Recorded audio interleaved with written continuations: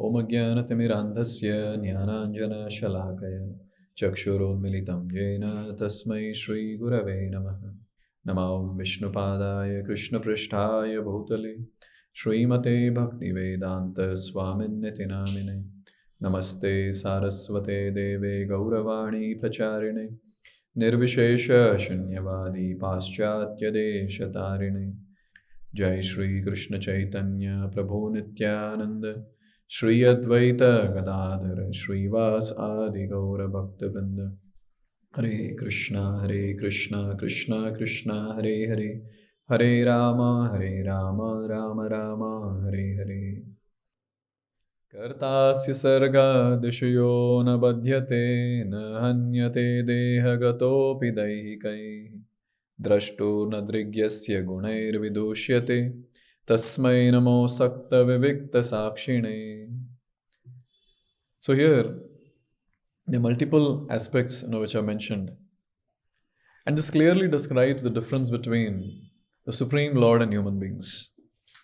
So when we read a Shastra more deeply, one thing is very clear, that Lord and we are actually completely different when it comes to we being embodied and he being always liberated. There's a clear difference. When this clear difference is understood, only then we'll be able to serve the Lord and surrender on to him. Till the point there is a mood that I'm equal to God, then it's very difficult. Therefore, in the prayers, this distinction is clearly established by all the devotees who are offering prayers. You pick up any prayer, and this will be clear. Any prayer where the devotees are glorifying the Lord, they'll establish this fact very clearly, that how we are embodied and oh Lord, how you are always completely liberated. And by establishing this, they take a lower position. And when they take a lower position, then they can cry out very nicely for the mercy. And that's how the mercy flows. Therefore, the first step to cry for mercy is to understand that I'm insignificant in front of the Supreme Personality of Godhead. I'm completely dependent on the Supreme Personality of Godhead. When these subject matters are clear, and how powerful the Lord is and how powerless we are, when we realize these small things about ourselves and the greatness of the Supreme Lord, then we can cry out to the Lord. Otherwise, very difficult.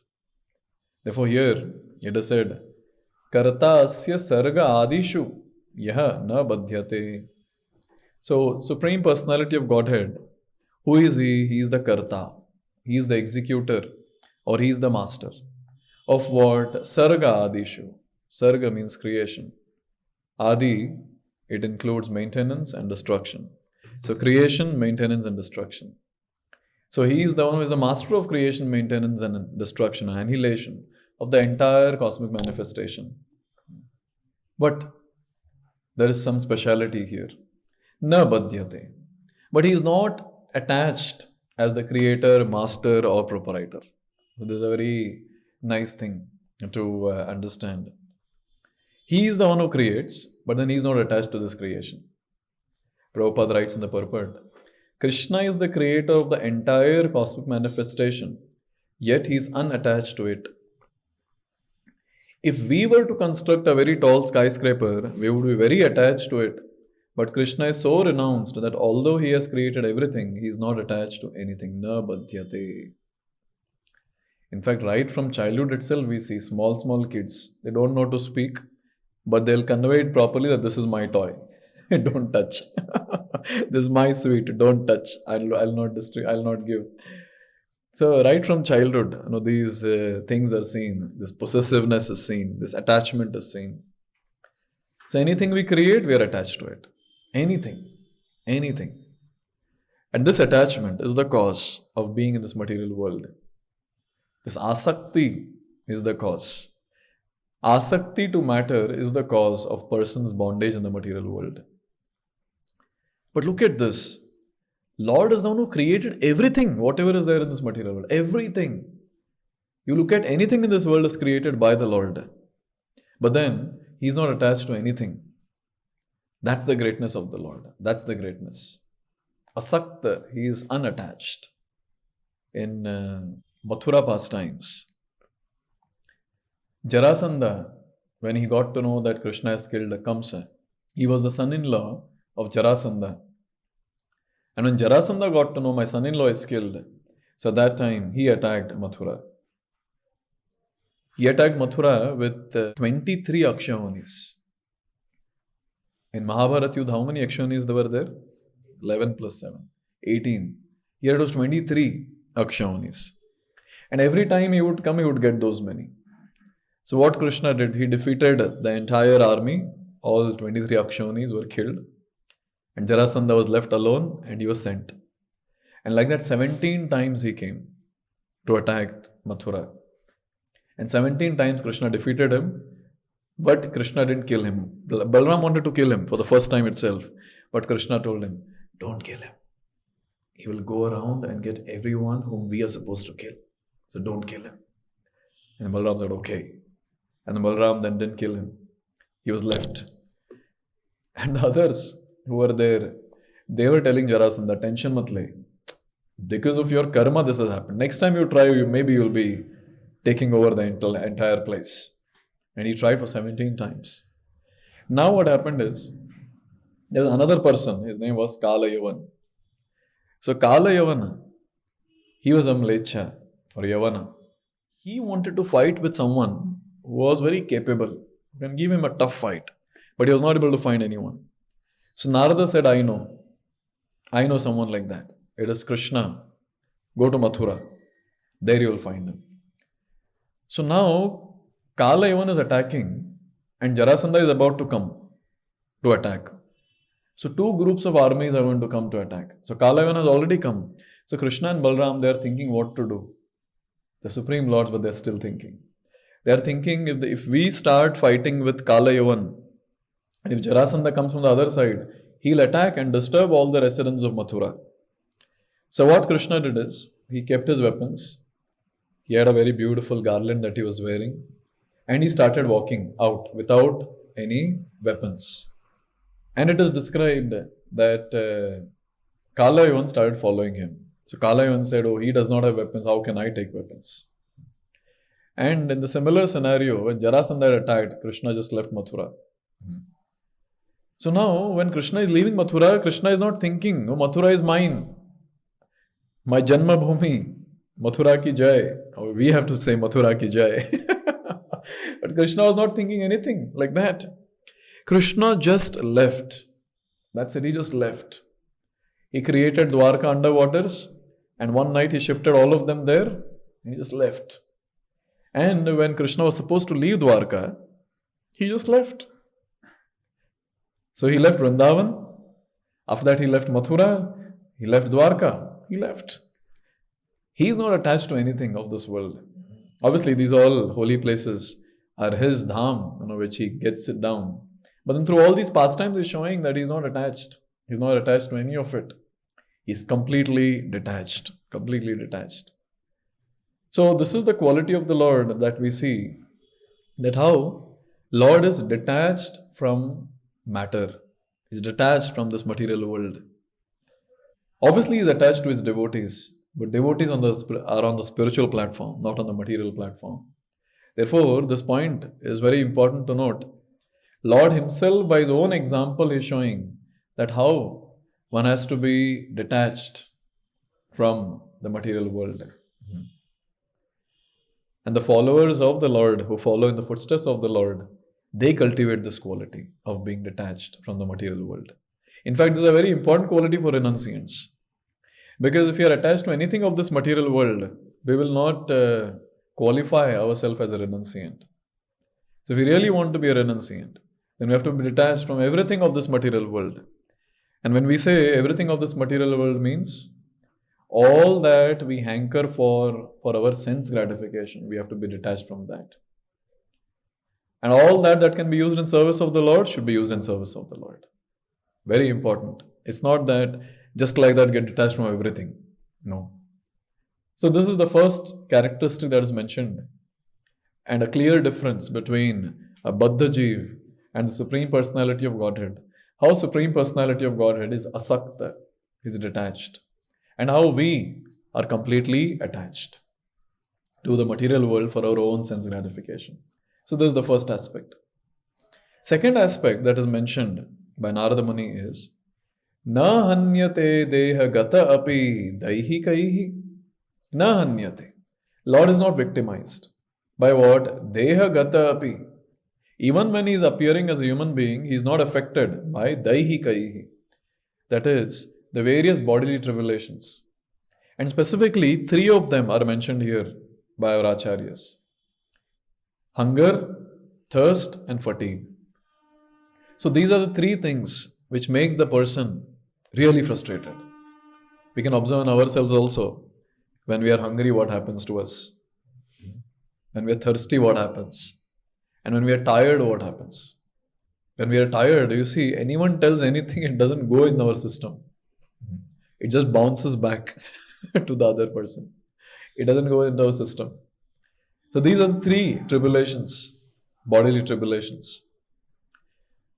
Prabhupada writes, furthermore, although Krishna has his transcendental form, Sachidananda Vigraha, he is not disturbed by the bodily necessities of life, which are called Daihika. For example, he is never hungry, thirsty, or fatigued. So as I mentioned about Krishna going in front and Kalayan is following. Krishna has his wonderful heroic way of doing his pastimes. He is a hero. We are zero. But still we think we are hero. That's the problem in the material world. Yes. Actual hero is Krishna. Whatever he does, there's a style in that. And the imitation, the degraded imitation is what we see in this material world. So Krishna is walking and Kalayan is running. And the distance between Krishna and Kalayan is always same. So wonderful. He's walking. And long distance walk this is. From Mathura, Krishna is walking towards a cave. He's walking. And Kalayan is behind him. Kalayan will be tired. But then when it comes to Krishna, he is not tired. But then when Krishna entered the cave, there was a personality who was sleeping. His name was Muchukunda. Muchukunda fought on behalf of all the demigods. And then when it was asked to Muchukunda, what do you want as a benediction? And demigods are very particular. They say, you ask any benediction you want except immortality. And at that time, Muchukunda says, I want to sleep. I think similar benedictions we might also ask after doing some services. So Muchukunda asked that I want to sleep. And the demigod said, Tathastu. And demigods also said, if someone disturbs you, and if you look at that person will be killed. So now Muchukunda sleeps in the cave. And Krishna enters that cave and Krishna is hiding. And Kalayan comes there. And now Kalayan's thought process is, look at him, he has got tired and he's sleeping here. And Kalayan kicks that person hard with his feet. And Muchukunda opens his eyes and he looks at Kalayan and Kalayan is burnt. So look at what was Kalayan thinking. Oh, he's tired, he's sleeping. So it means how much they might have walked, how much Kalayan ran, and maybe he was thinking that even Krishna might have got tired. But where is the description Krishna becoming tired? Where is the description that Krishna is taking out his handkerchief and then is wiping out the sweat? We don't find that. You see in Govardhan Leela, Krishna has picked up Govardhan for 7 days and 7 nights. Mother Yashoda is going and touching the arm which was lifting the Govardhan. And you're saying, you're looking so tired, There was no sweat. Acharyas say there was no sweat on the face of the Lord. But Mother Yashoda was taking her pallu and then she was wiping Krishna. There's so much of sweat. Only she was able to see, looks like. And she was saying, Tu kitna patla ho gaya, tu kitna patla ho gaya. Aren't you hungry? Mother Yashoda is asking. Krishna is playing flute and Mother Yashoda is yelling at him.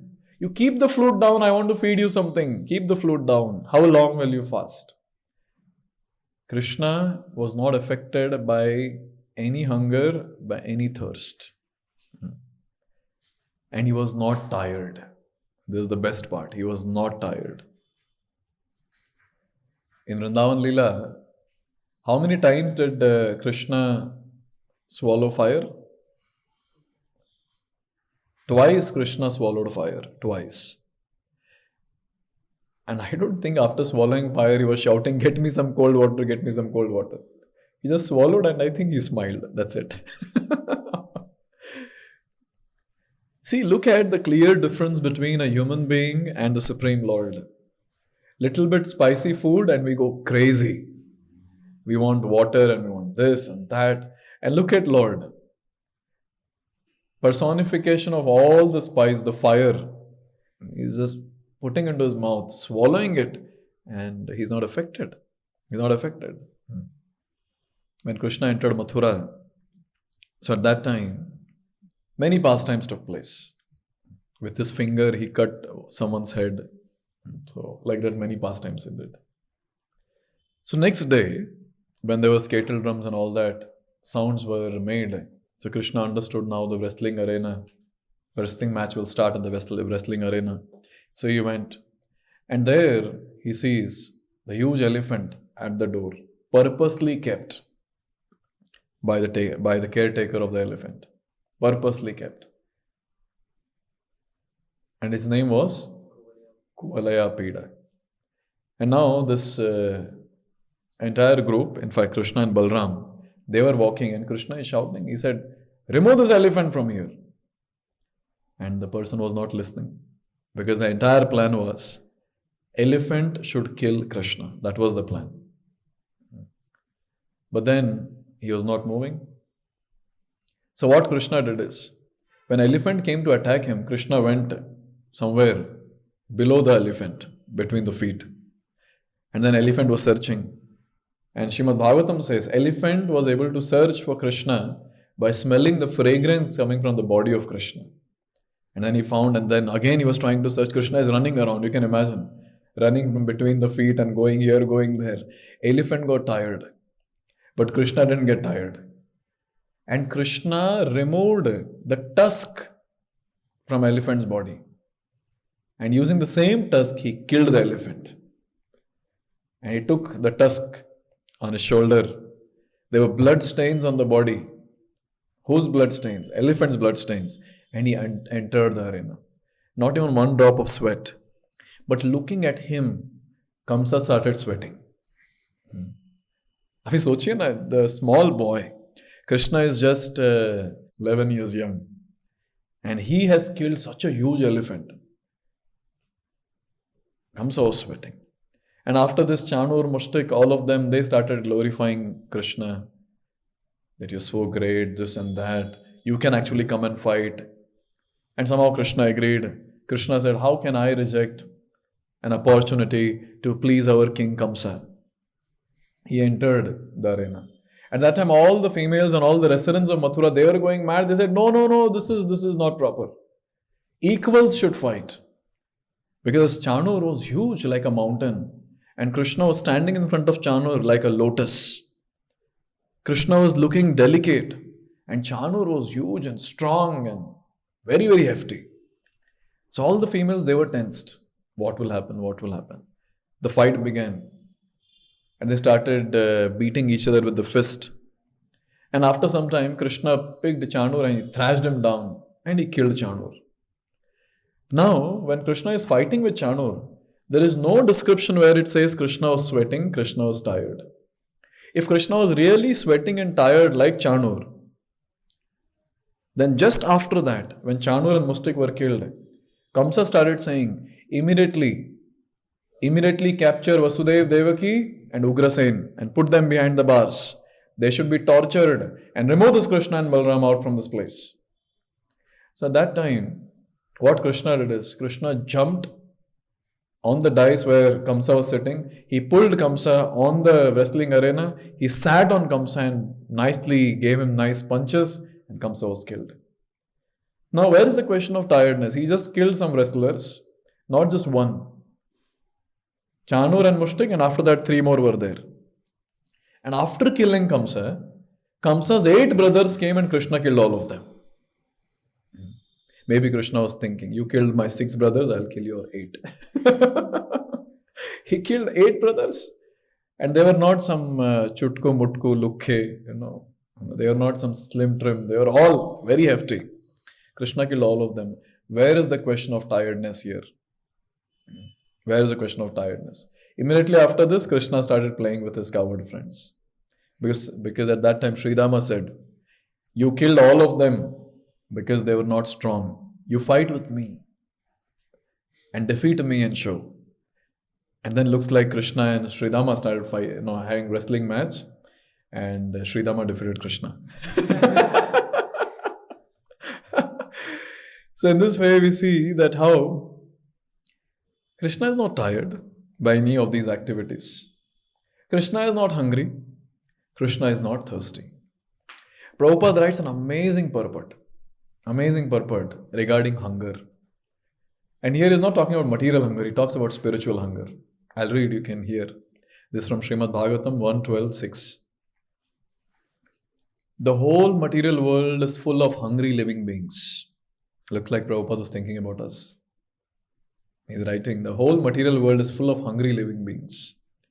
The hunger is not for good food, shelter or sense gratification. It's a very important point.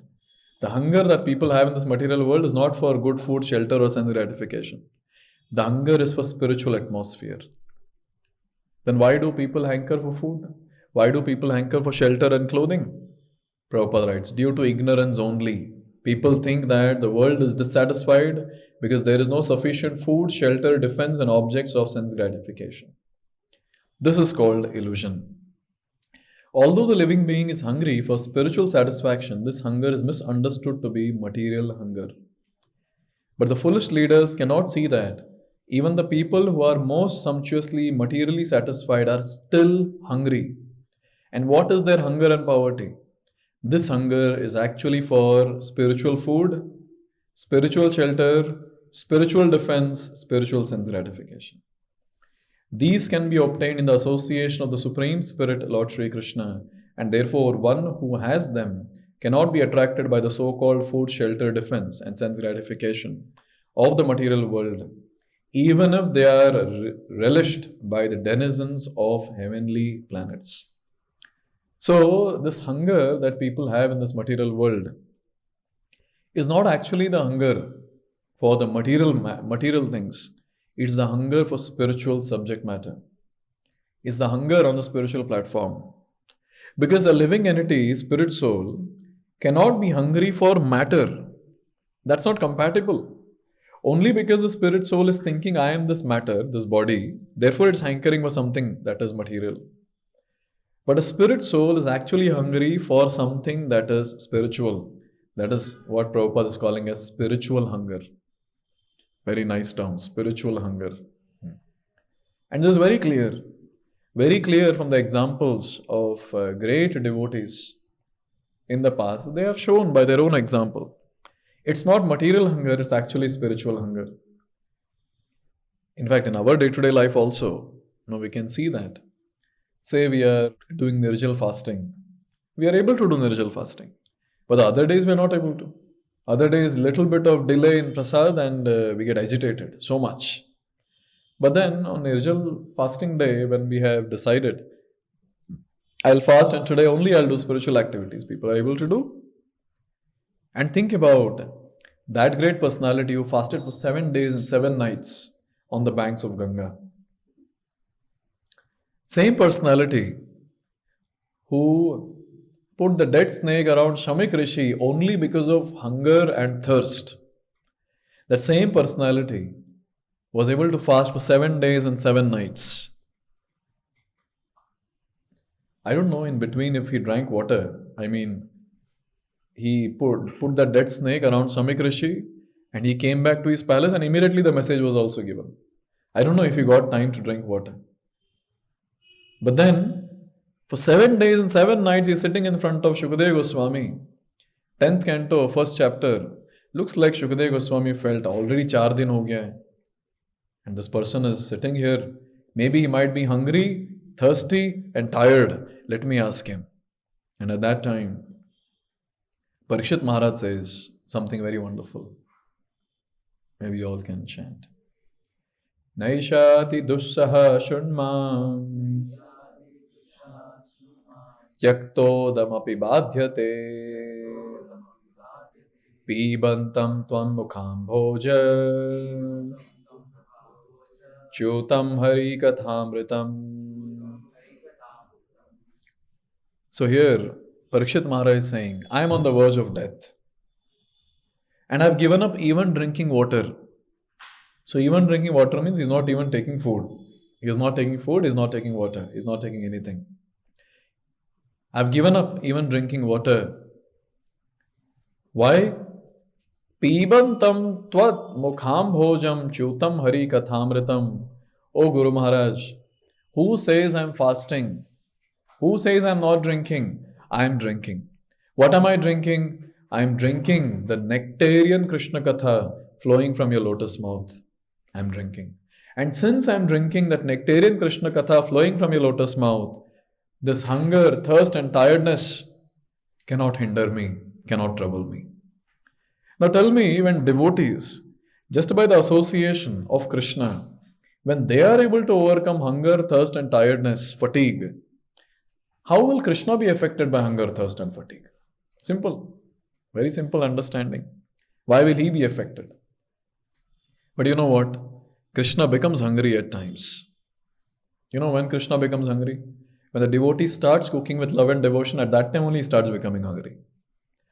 These are not my words, these are words of Vishwanath Chakravarti Thakur. When he is commenting on Patram Pushpam Phalam Toyam, there he writes that as soon as the devotee, when he decides that he wants to offer something to Krishna, at that time Krishna's hunger begins. Just to accept that offering is offered with love and devotion. So wonderful. This is the quality of the Lord. He is hungry for love. He is not hungry, thirsty, or fatigued when it comes to anything of this material world. No. The first quality is he is asakta. He is detached from the material world. Second is he never gets hungry, he never gets thirsty or fatigued because of anything of this material world.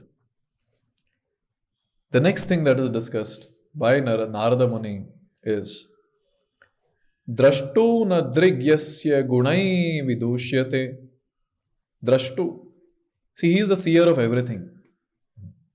And then he is saying, Gunai vidushyate. Na drigyasya gunai vidushyate.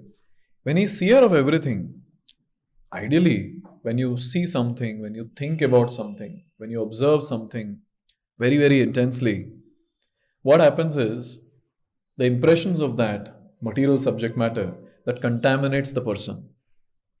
Each one of us, we can take our own case.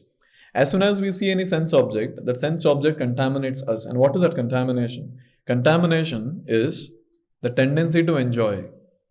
It need not be always opposite sex. It can be some nice eatable also.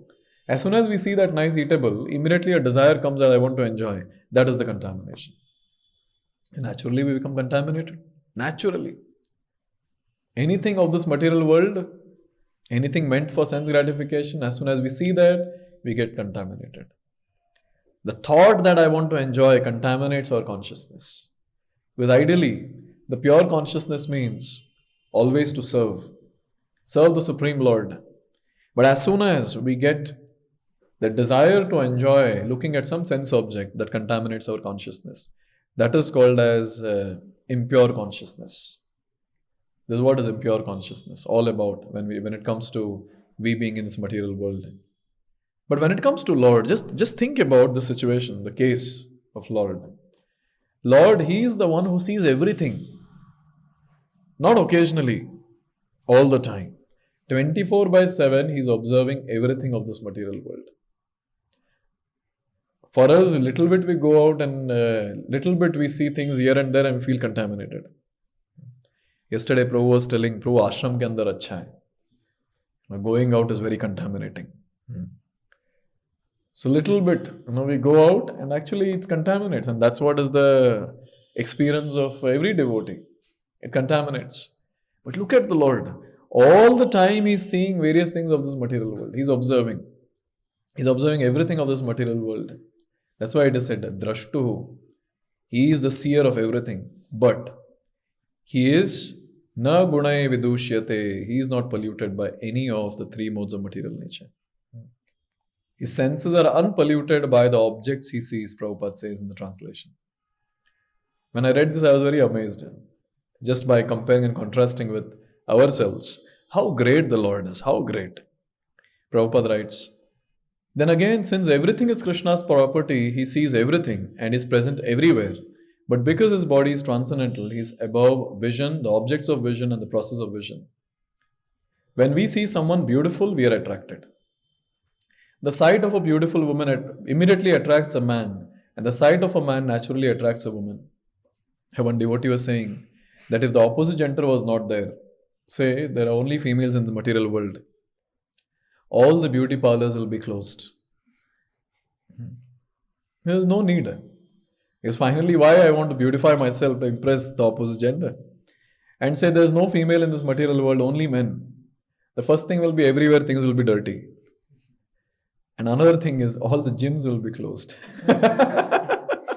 After all, I want to have muscles and this and that just to impress the opposite gender. Krishna, however, is transcendental to all these faults.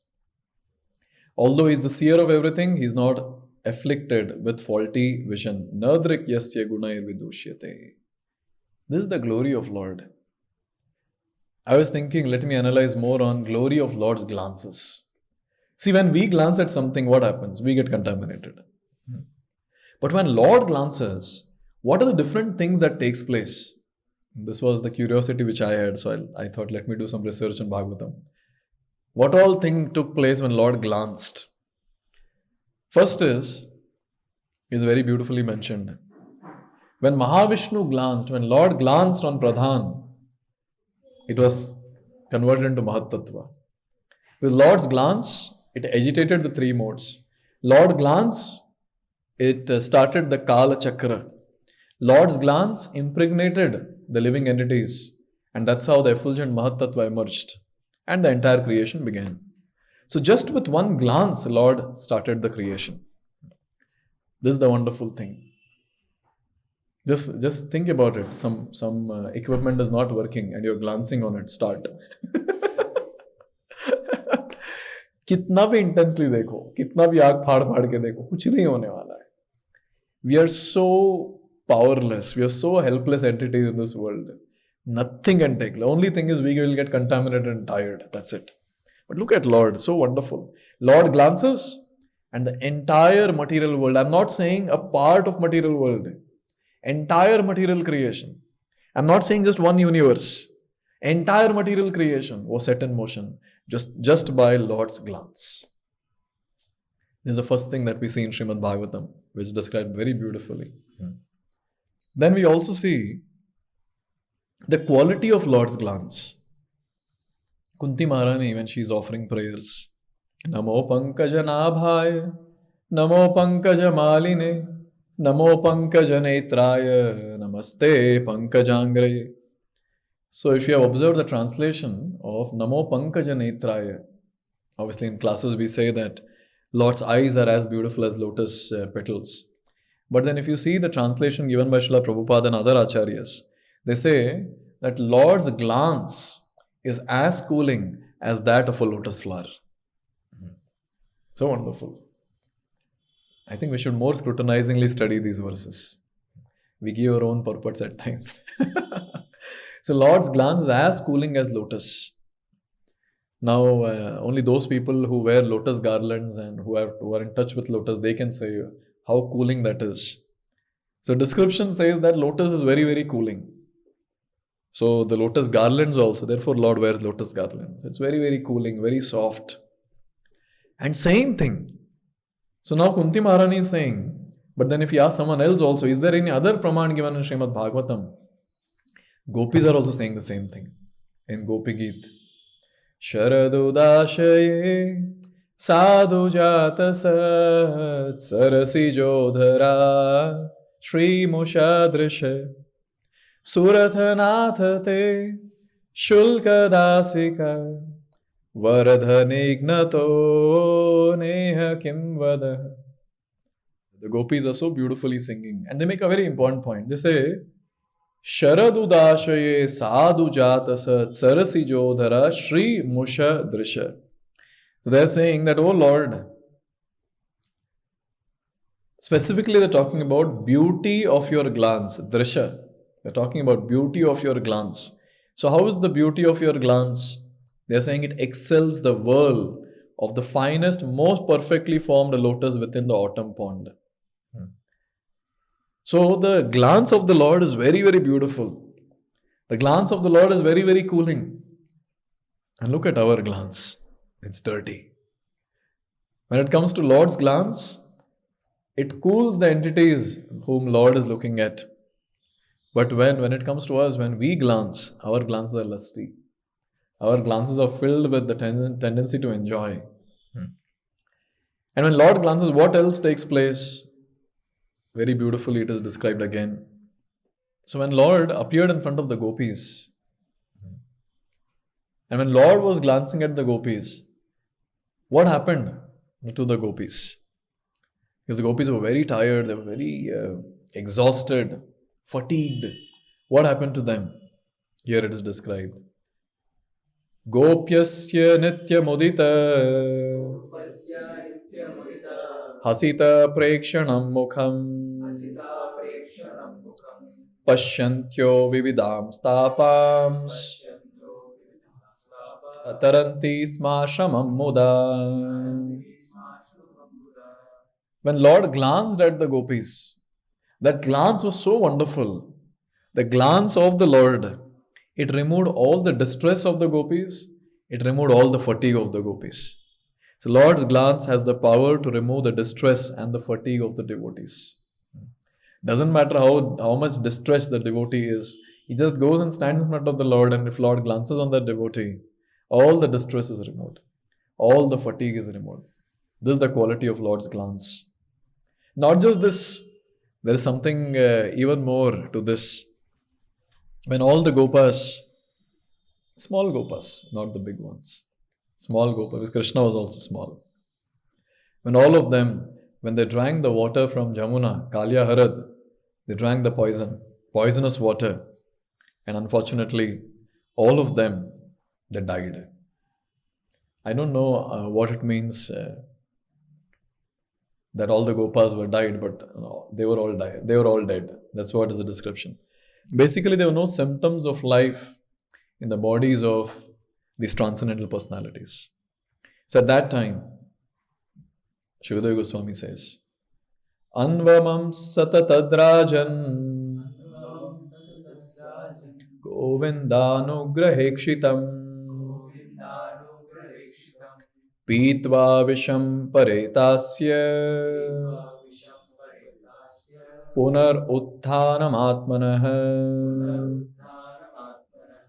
So here it is said, Govinda anugraha ikshitam. When Lord mercifully glanced on all these different entities, because both gopas and the calves, they were all lying dead. So when Lord glanced mercifully on all of them, here it is said, Punar utthanam atmanah. All of them, they stood up. Stood up means they got back their life, and with a newer energy and strength, all of them they got up. And the best part is, they all knew that they were dead. Because they all knew that they drank poisonous water and they were all dead. And when they came back, they realized this personality has actually revived us. So this is a very, very wonderful thing that Lord's glance does for devotees. When Lord glances on the devotees, it doesn't matter how the person is, how much the living entity is dead because of the poison that is there in the heart as anarthas. Lord's glance will clear all of that. Lord's glance is very, very powerful. The only problem is we don't go in front of the Lord with the mood of receiving that glance. That's the problem. All these entities in Srimad Bhagavatam, they were always eager to receive the glance of the Lord, His merciful glance. So how much we are eager, that will decide, will this miracle also take place in our life? I always say when I speak on this pastime of Krishna reviving the gopas, two things Krishna did. One is, He removed the poison, and second, He nourished the devotees. These are two things that take place when Lord glances on us. He removes the poison of anarthas from us and He nourishes us with His spiritual glance. But this is when it comes to devotees. But when it comes to those who are unfavorable entities towards the Lord, what happens to them? Bhishma Dev is praying. When he's offering his prayers, he says this. Sapadi sakhi vacho nishamya madhye nijaparayor balayor ratham nivishya stitavati parashainikayor akshana ritavati partha sakhe mamastu. Let my mind be fixed on that Krishna. Which Krishna? That Krishna who just glanced on all the soldiers and reduced all their lifespan. So one is Lord's glance nourishes the devotees, but Lord's glance also reduces the lifespan of the other personalities who are unfavorable in their mood and attitude. He reduced the lifespan of all the enemies. This is what is the description. This is the power of Lord's glance. Just imagine you have enmity towards someone and you're trying to glance on that person. Glance and try to reduce his lifespan. ऐसा कुछ नहीं होने वाला है. Maybe you keep looking at that person, he'll come and punch you. क्यों देख रहा है इतना? Another very beautiful thing that the Lord does. Krishna was going around to meet his devotees, specifically two devotees. One devotee's name was Shrutadeva and second devotee's name was Bahulashva. So when Krishna is going around to meet these two devotees, at that time there's a description that is given. Krishna was glancing at people around in that particular place. And what happened when Krishna was glancing?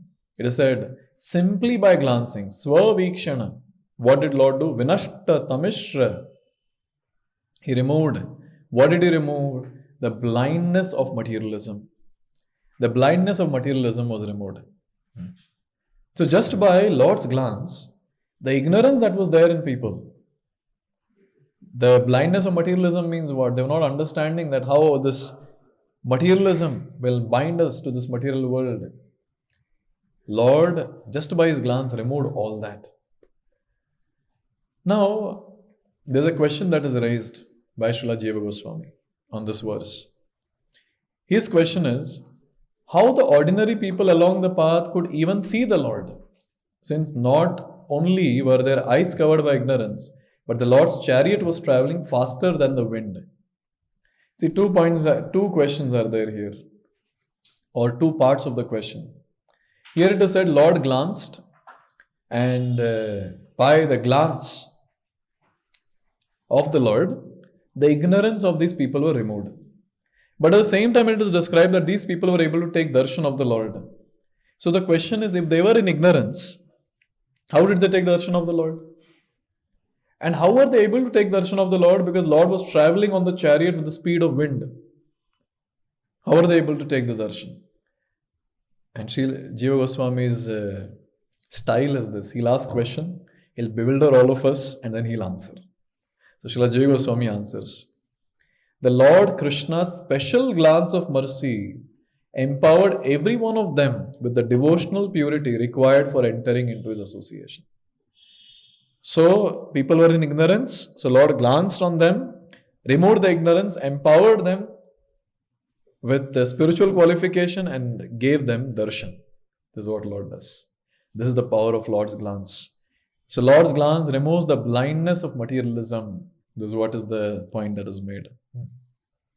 So here, Lord is removing the ignorance, but Lord's glance can also put the person into bewilderment. So Lord's glance can do anything. This was Yudhishthira Maharaj Rajasuya sacrifice. Huge palace, huge opulence. And at that time, Duryodhana and team, they were also there participating. It is described that Duryodhana was already feeling great envy looking at all this opulence. And the entire palace was built by Mayadanava.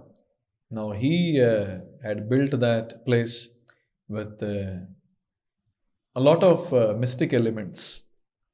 So there were some places which were solid but they would look like watery. And there were places filled with water and they would look like solid. And Duryodhana was walking. So Duryodhana was walking. He was walking on that solid place, but it was looking like water. So he lifted his dhoti and he was walking. And everyone around was laughing at him, looking at that.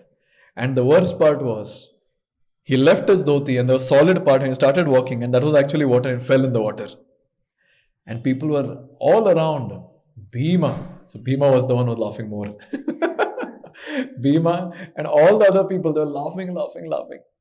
Yudhishthir Maharaj was feeling sad that why are these people laughing? He wanted to keep all of them quiet.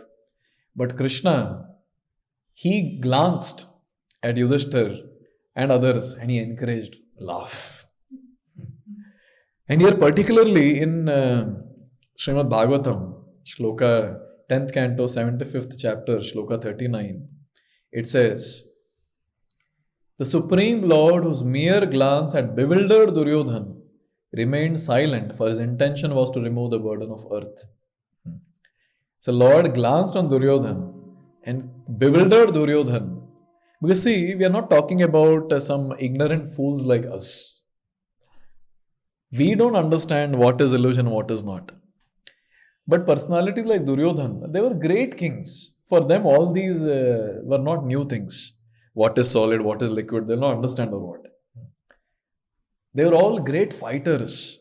Can you imagine? They gave a tough fight on the battlefield of Kurukshetra. If Krishna was not there, they might have defeated the Pandavas. You never know. They're experts. They know everything. But then only when Krishna glanced on Duryodhana, he was bewildered and he was not able to understand these small things. And everyone around were laughing. Krishna remained silent because he wanted the war to take place so that he can remove the burden of earth. So Lord's glance can remove the bewilderness. Lord's glance can also put the person into bewilderness. Another very important thing that the Lord's glance does, this is the last one, when it comes to Lord's glances. When I read the shloka, I was very much amazed. Very beautiful shloka. This is in Brahma Vimohan Leela. When Brahma comes back and he sees all the gopas and the calves, they're still there. He was bewildered. He was not understanding how they have come. And in front of the eyes of Brahma, all the gopas and the calves and everything there, it turned into four-handed form of Vishnu. And that form of the Lord, the glance of that form of the Lord, how great that is described here. Please repeat.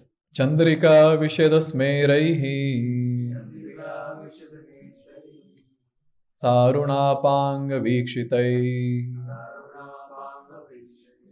Swakarthanam Ivaraja Sattvabhyam Srashtapalaka. Here specifically it is said, Saha Aruna Panga Vikshitai Swakarthanam Iva Rajah. So when Lord was glancing, specifically a very important point is made. What is that? By Lord's glance, it created and it protected the desires of his own devotees. A very, very important point that is made here.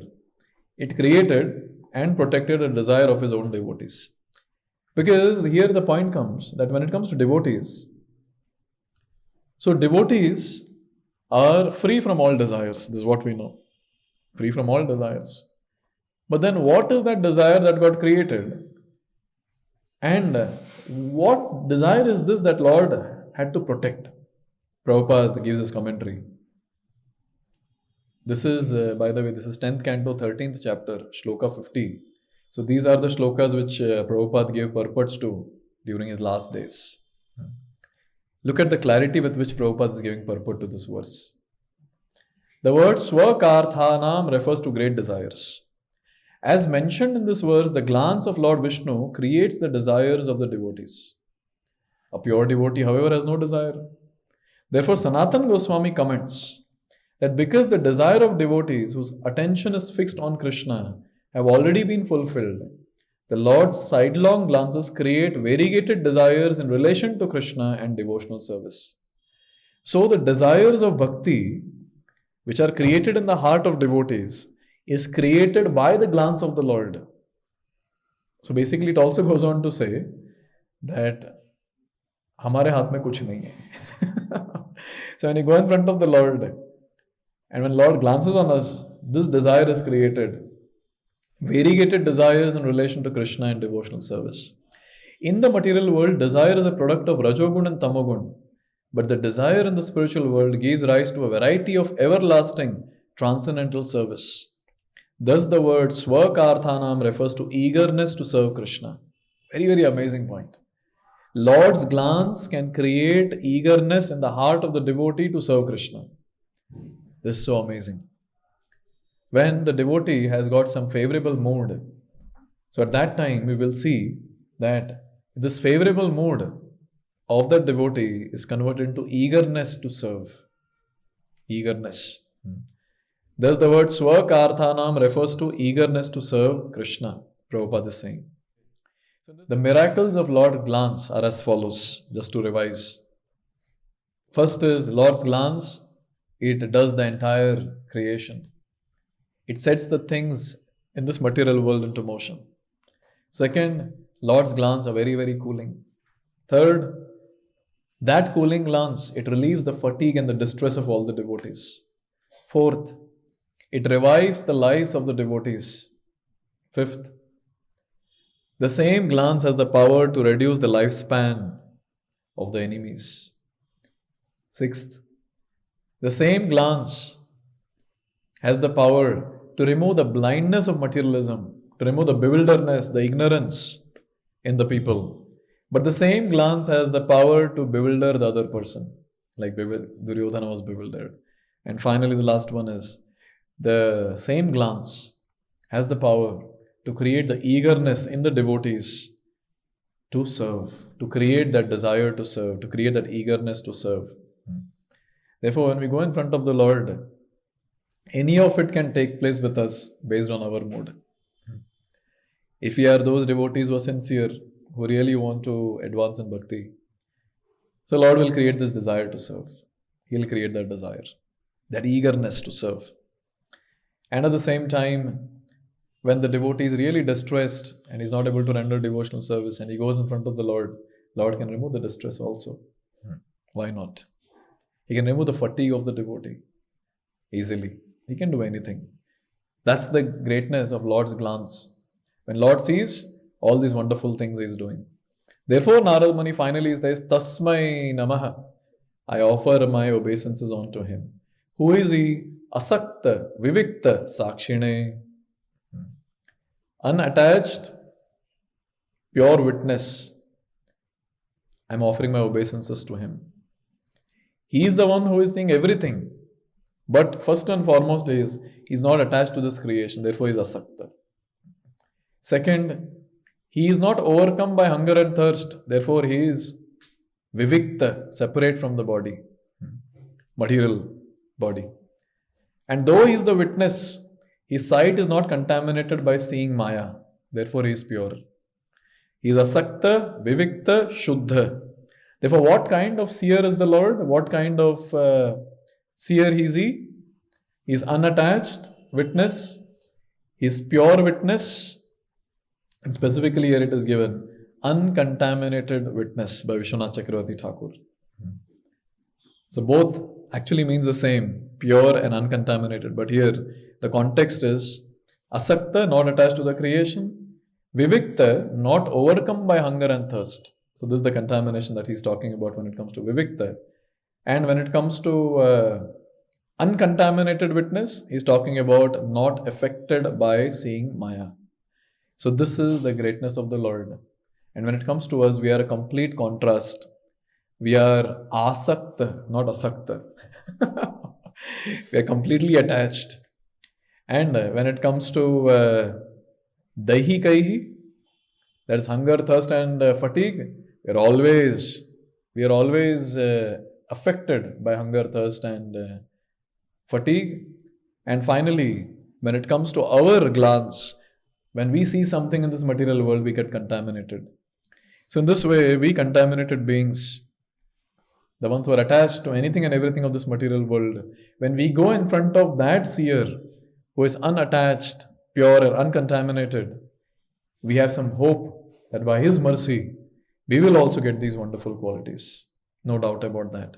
And the important quality that we're supposed to get is the eagerness to serve that only Lord can give. And His devotees who have that eagerness, only they can give. Okay, thank you very much. Hare Krishna. Srila Prabhupada ki jai.